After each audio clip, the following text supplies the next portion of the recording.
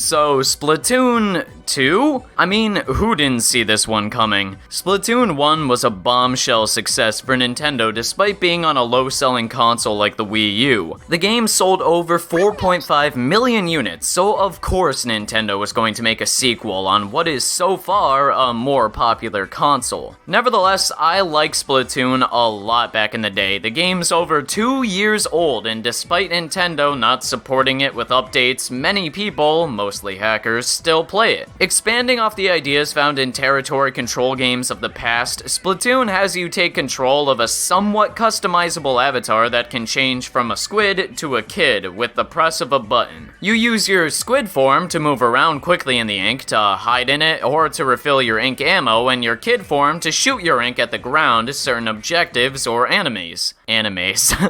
Yes, these are animes. Splatoon as a concept is very streamlined, allowing even the most unseasoned players to jump right into any match for the most part. I still don't think someone like my grandma, who has famously called this game that hentai simulator, would really be into it though. If you weren't a huge fan of Splatoon 1, however, I don't think Splatoon 2 is going to do much to change your mind, be you, my grandma, or anyone else. But don't get me wrong, I like Splatoon 2 a lot. It's such a fun game, and having the ability to play it in the comfort of my own bed in handheld mode is wonderful. You couldn't do such a thing in the first game with just the gamepad, which I wasn't losing any sleep over or anything, but having it here reminds me of how happy I am I got a Switch. The core gameplay is, to my surprise, something I found a lot of joy in. I mean, can you believe it? A game that makes me, of all people, happy. Yes, you can still do most of the things you could do in Splatoon 1. Turf Wars consist of 2 teams of 4 Inklings competing with each other to cover as much of the ground as possible, with the main goal being to have more ink on the ground than your opponent. This mode hasn't changed, thankfully, because I remember it being a solid mode back in Splatoon 1. See, I haven't really played Splatoon in about a year, so my experience with the sequel wasn't really affected by Splatoon fatigue. I know some of my friends have been telling me that they're just Splatooned out for the time being, which is understandable considering the similarities between the first and second games. For me, I found that Splatoon 2 was a game that kept reeling me back in to play more matches, to finish the single player, and to collect new weapons and gear. And really, isn't that what a multiplayer-focused game should strive to do? Keep the player engaged for a time while keeping things fresh and entertaining? In that regard, Splatoon 2 succeeds, making it a pretty decent multiplayer experience on the Switch. Splatoon 2 is a great game on its own merits,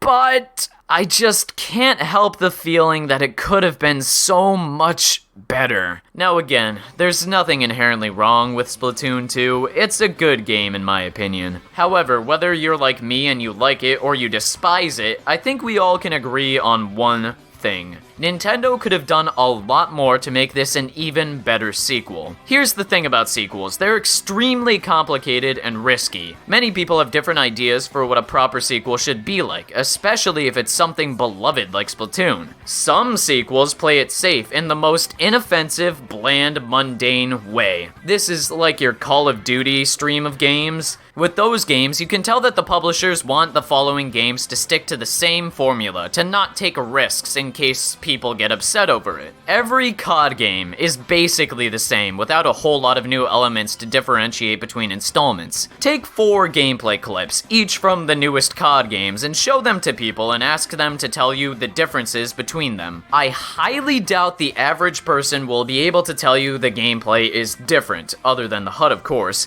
which isn't a good thing. Most sequels that do this are secure cash fountains because companies know the majority of people will eat it up. There's nothing wrong with someone liking this type of thing. It's like someone's preference to having the same breakfast every day. If it ain't broke, don't fix it. And don't you dare fix my egg, microwave turkey bacon sandwich on a whole wheat Eggo waffle breakfast.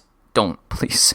I like it. But the thing is, with these types of sequels, you just sort of wish that the companies could have done something different for a change. Personally, I don't like these yearly release sequels where basically nothing changes for a certain game series. It's always baffled me how the COD series manages to sell millions every year and get 9s and 10s from game critics when nothing ever changes after like a billion sequels. On the complete opposite side of the spectrum, you have sequels where developers change change too much, and the fans are left more disappointed than they would have if the developers would have just stuck to the aforementioned sequel type. This is your Paper Mario series where the core gameplay of the following games in the series practically changes all the time. Understandably, people who like one gameplay style over the other don't like this drastic change. Both extremes of sequel making are not that great, right? You have to find that sweet spot in the middle for there to be a sequel that can appease fans of the past while doing something sort of new, so it's not the same dull, boring thing over and over. And Nintendo has done this before. The first 4 Super Mario Bros. Games are excellent examples of how to construct near-perfect sequels. Each of these games brings something new to the table while keeping the spirit and the style of the original alive. No game has drastically changed into something with cards or stickers, but every game feels distinct from the other. Super Mario Bros. 3 controls and plays differently than Super Mario World.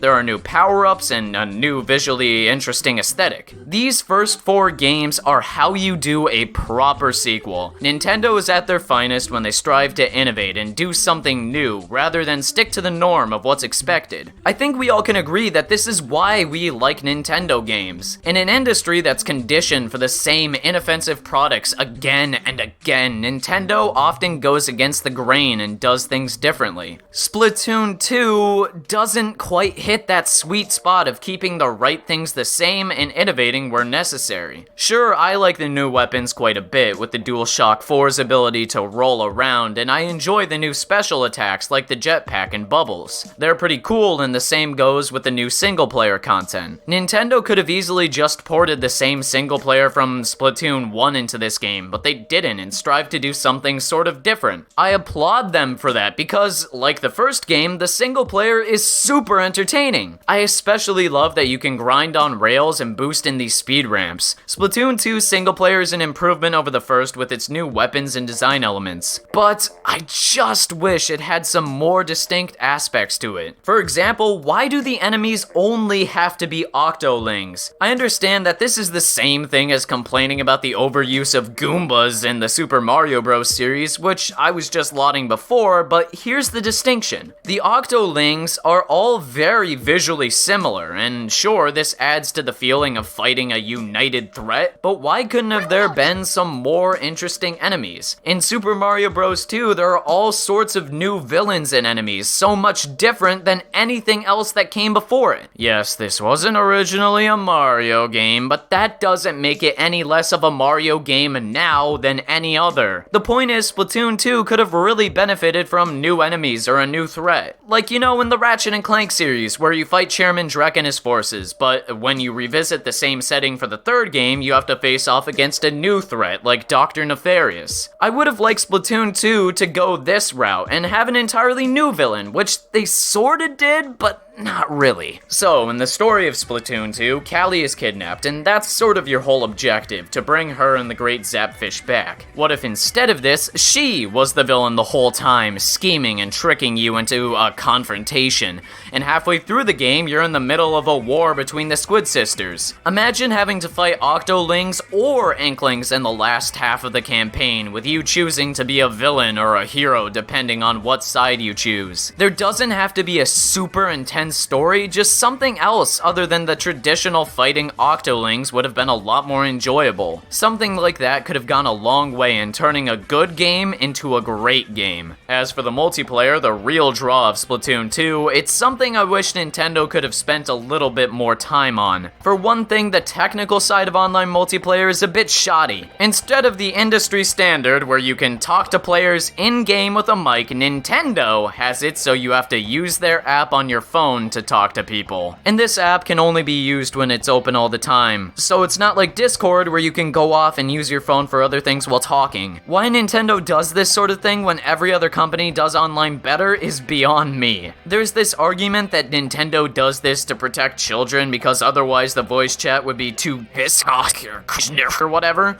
But since Nintendo has never had such a system, I don't think you can make such an argument. You can't speculate on what could happen, and besides, if Nintendo were to implement something where voice chat can be turned off manually or by parental controls, this wouldn't be an issue. It's not Nintendo's responsibility to be a child's parent, it's not the responsibility of a company to protect a youth's innocence from swearing or being mean. Granted, Nintendo has a brand to protect, and they've had a profitable reputation of being family-friendly, which I can understand the company not wanting to throw away. However, having parents have the ability to restrict voice chat and other online social features on the console itself would have been a good compromise. This way you could have the choice to use Splatoon 2 with voice chat and not have to use this stupid app. Personally, I like voice chat in games. When I played something like Gary's Mod, I always found it fun to listen to people argue or just talk to random people. It's not a big deal without the voice chat, but I don't understand the existence of the app when the Switch should just be able to do that natively. And yes, I like that the app has Splatnet too, and you can sort of do the things Miiverse could do in the past, but that brings up the question of why is Miiverse being taken away? Why couldn't Miiverse be on the Switch in the first place? That's a topic for another time. I'll get off my Miiverse high horse.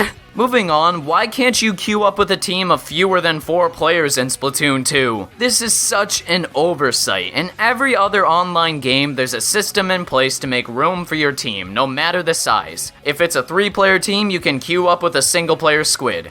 It's that easy, and I don't know why Nintendo would restrict teams like this. Then there's the issue where you can't swap weapons or gear between games online. You have to leave the match and do it offline and then reconnect to play it again. Sure, in-game, I can fully understand the decision to cut out switching weapons. You don't want somebody to counter other people while they're playing, you know? But before the match begins, and before you can see what other players have, I don't understand why such a reasonable feature was omitted. And then there's my personal nitpick of not having the map being displayed at all times. It's a weird change because I'm so accustomed to seeing my team's progress in Turf Wars all the time. I think maybe a good compromise to that would be having the map sort of transparent in the top left of the screen. That way you can track your progress and look at your teammates. All of this is so frustrating because I want to be optimistic about Nintendo finally understanding how online works, but I just don't know.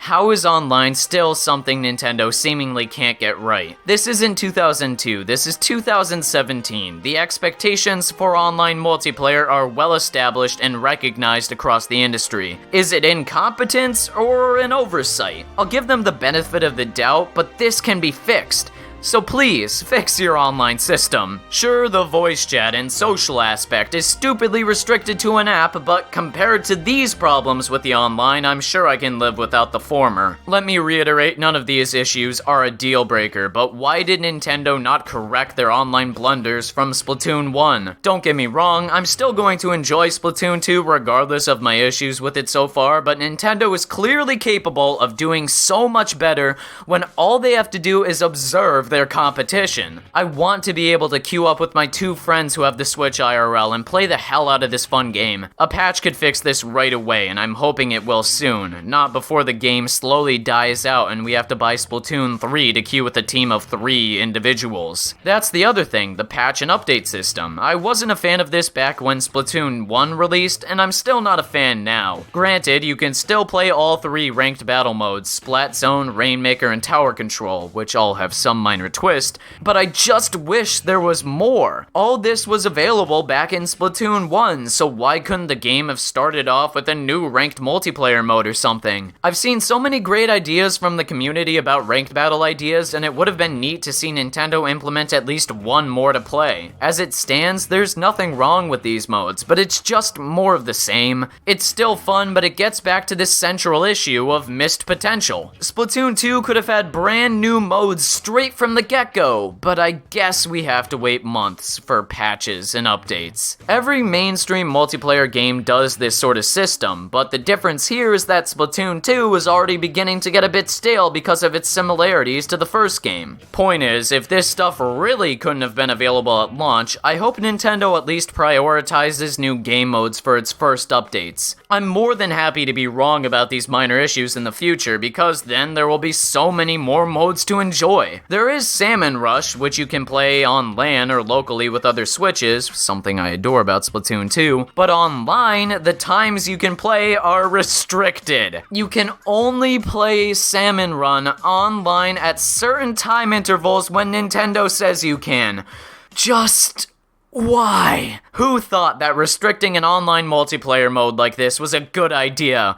Why can't I play this mode online whenever I want? Salmon Run is my favorite part of the game, seeing as it's the only new multiplayer mode, and restricting times like this is an unnecessary obstacle for Splatoon 1 veterans and newcomers who just want to try something new. Beyond that, there were other opportunities for improving the online system that weren't taken up. Splatoon 1 had this stupid system that restricted maps and ranked battles to certain times, and even though Nintendo could have easily eradicated this system for Splatoon 2 and brought it up to the standards of other mainstream online multiplayer games, they chose not to, which is really frustrating. This is what I meant when I said there's so much in Splatoon 2 that could have been changed or added. If we're to see a Splatoon 3, I hope Nintendo considers being a bit more creative and taking their time with the game to make it unique and special. Splatoon 2 isn't awful, it's quite good, but there's room for improvement. The game by its own merits is fine, but as a sequel, it's lacking. There was potential here to excel over the original and deliver a game to surpass all expectations. I wanted to see Nintendo go all out and do something different like they're known for doing,